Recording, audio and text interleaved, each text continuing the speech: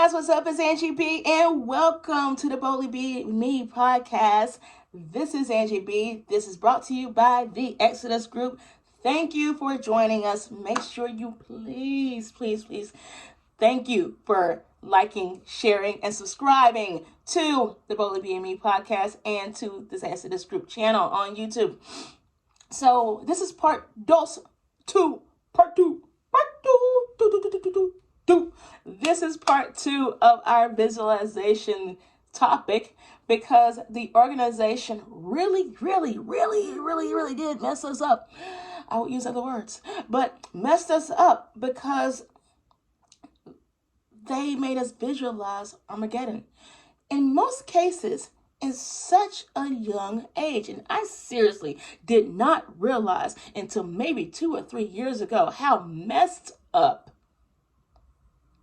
that is, showing such killing and tormenting pictures at such an early age to children. Like it's literally in our book of Bible stories. Like the book you hand the 3-year-old, 2-year-old kid, here, you're gonna die soon. Don't worry about that.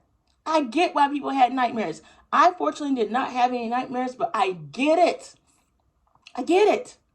I unfortunately have the abuse that, I think everybody's leaving me tomorrow. Like everybody's just gonna be like, bye, have a good day. We don't like you anymore, okay? That's my trauma, all right? But we'll get to that later. So, yes, they really did mess us up.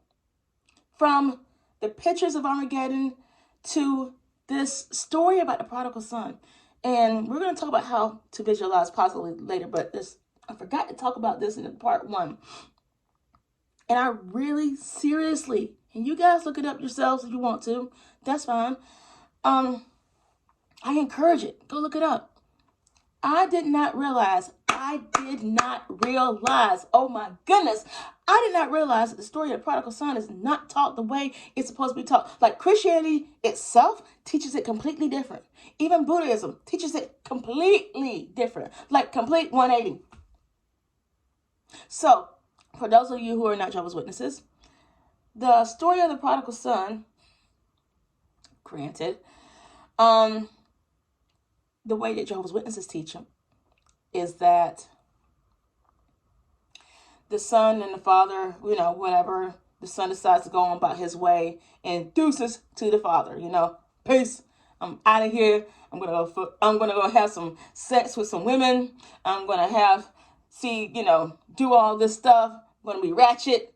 I'm gonna be like, and live my best life and have hot boy summer, all summer long. Okay, that's what I'm about to do. Okay, I'm about to have the hot boy summer.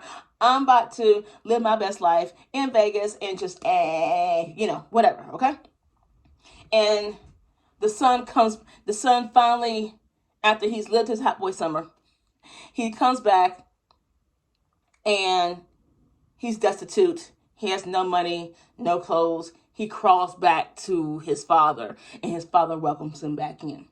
Because apparently, in order to stay on his father's property, he had to do what his father says. Okay? One of my few times at church, they talked about the prodigal son. Watched how I completely changed the story. Do y'all know?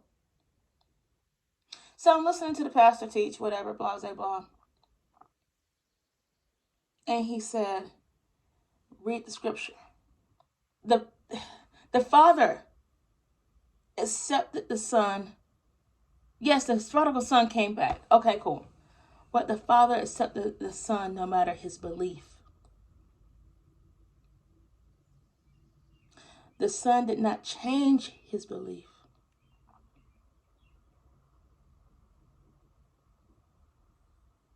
The son was not destitute when he came back.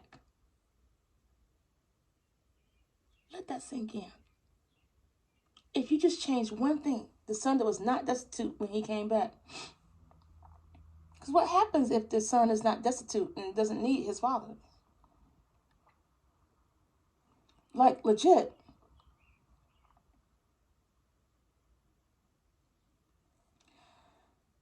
The father welcomed his son back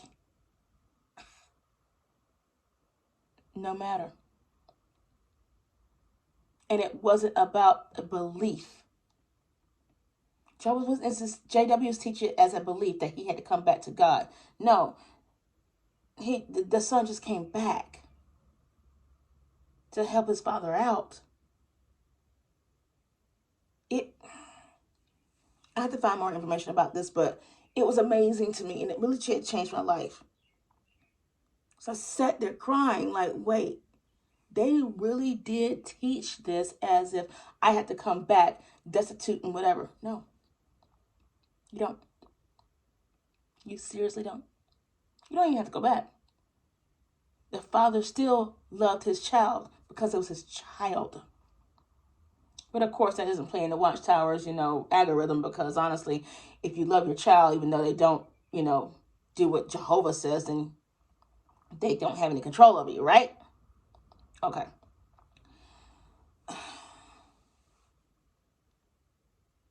So they use that visualization that you're going to be destitute and whatever, so that you can create in your mind when you come out, you're destitute, you're not going to have anything, no one's going to like you, all that stuff. You can continue creating that whole programming.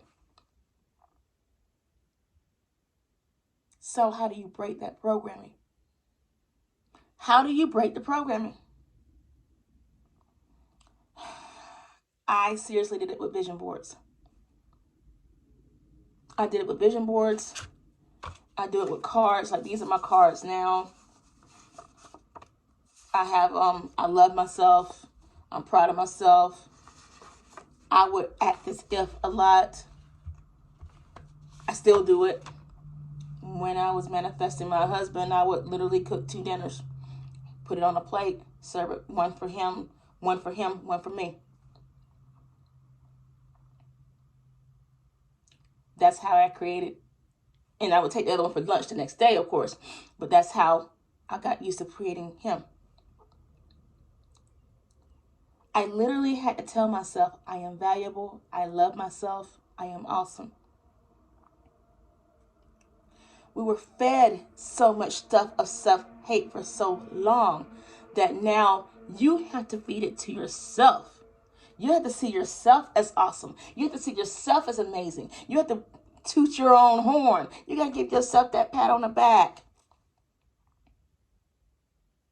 Because what has happened is, what they told you how much you're not, but as much as they told you were not worthy of God's love, now you've internalized it.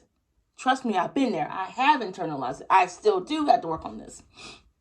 You internalize that you're not worth it. And so now that's become part of your own mental being, your own mental programming.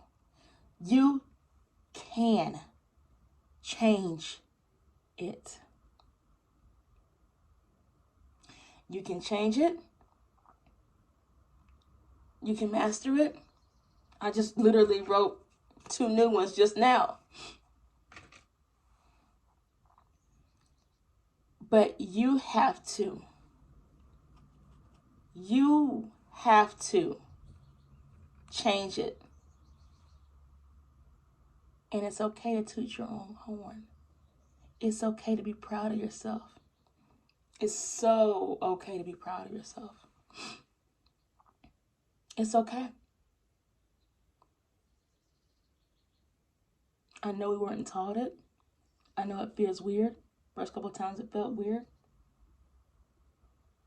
But you can do it. Another thing I started doing is even when I was living in a boarding house, literally living in a boarding house, had 1 room, I would write myself out like I had a mansion. This is called scripting. And I'll do another video on this soon. But I literally write out things like they already happened. I'm now happy that I drive a brand new car that has leather seats and leather wheels. Not leather wheels. It has leather seats and a leather steering wheel. Had 2 miles on it when I got it. All the push buttons. I enjoy driving my car. I love driving my car fast. I like driving my car slow. I like the way the sunroof opens when I push the sunroof button. Write out. Live it.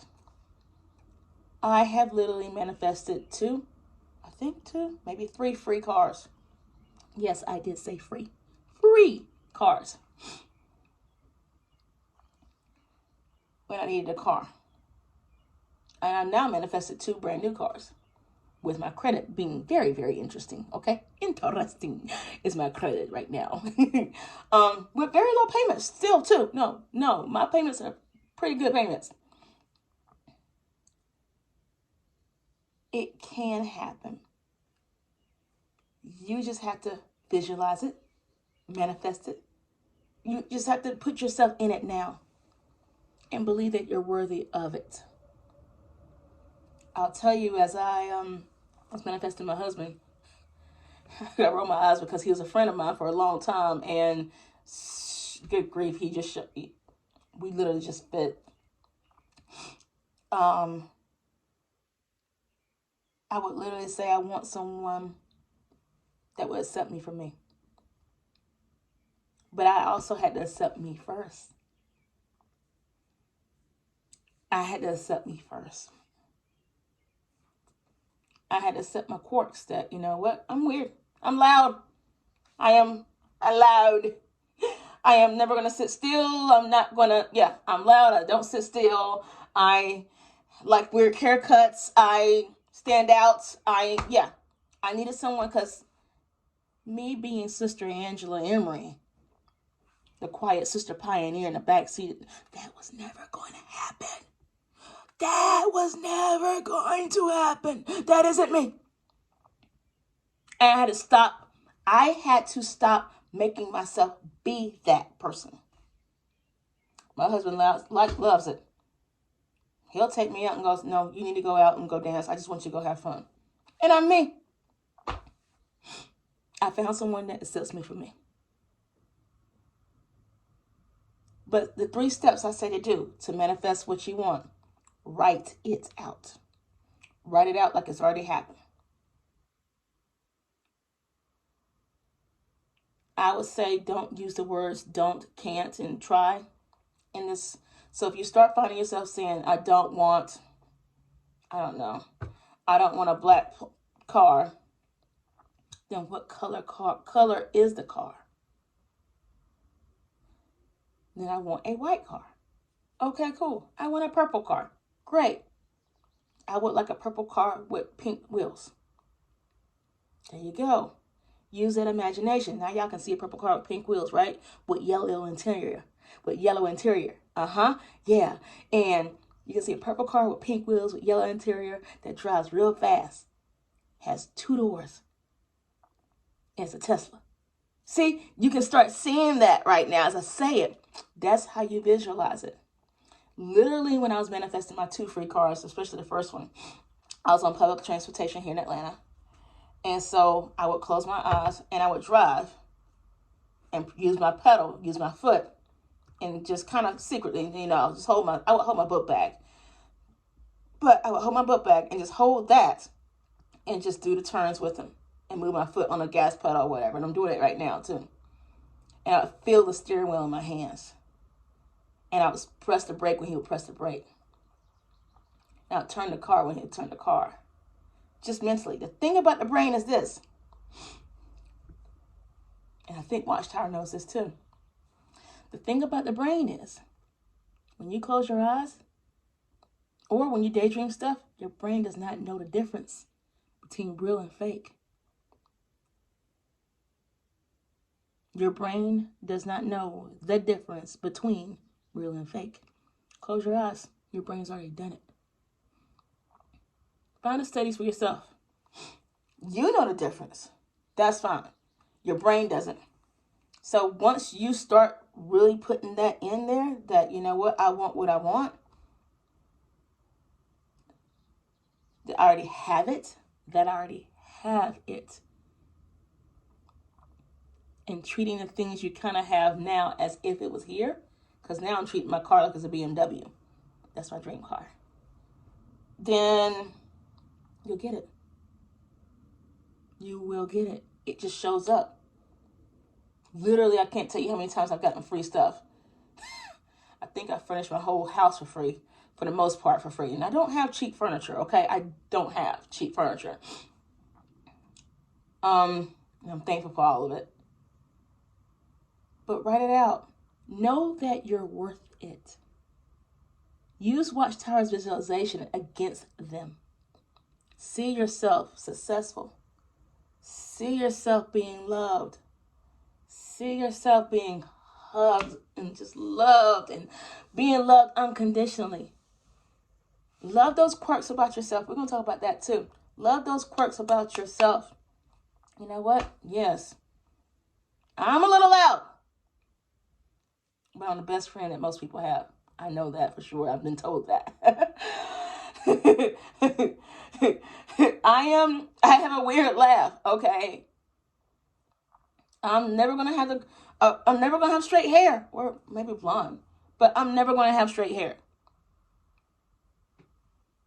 Do I want it? I don't know. I don't think I do. I like yeah. And that is okay. It is okay. You are worth it. You are not meant to be tormented just because you came out of an organization. Just because, honestly, I see the organization like Starbucks, honestly. Just because you don't like Starbucks does not mean you don't need to be tormented. Just because you don't like, I don't know, Nike doesn't mean you need to be tormented. Just because you don't like or you're not in this organization does not mean you need to be tormented. Period. God loves you. If you believe in God, Spirit loves you just the way you are. Because what? You were made in His image. You were made there. So He made you what you are. Love it. If you're gay, then be gay. If you're bi, then be bi. Be. Just be. That's why I'm Angela B, because I am being me. Be present. Accept yourself. And once you do, I promise you, I still love you now. You get all the loves and the kisses and hugs and all the stuff. I am Angie B. We're going to talk about this visualization thing again. Give me in the comments below what you've done or how you manifested your change of life. Because it can happen. It has happened. It will happen for you. And yes, you deserve it. Put in the comments below. I can't wait to see you guys soon. You guys are stronger than you think. You guys be present, because you know what? You deserve this life. You deserve the most awesome life, and you got it. We are here helping you living your best life, because you deserve it. I'm Angie B. Talk to you soon. You're stronger than you think. Bye, guys.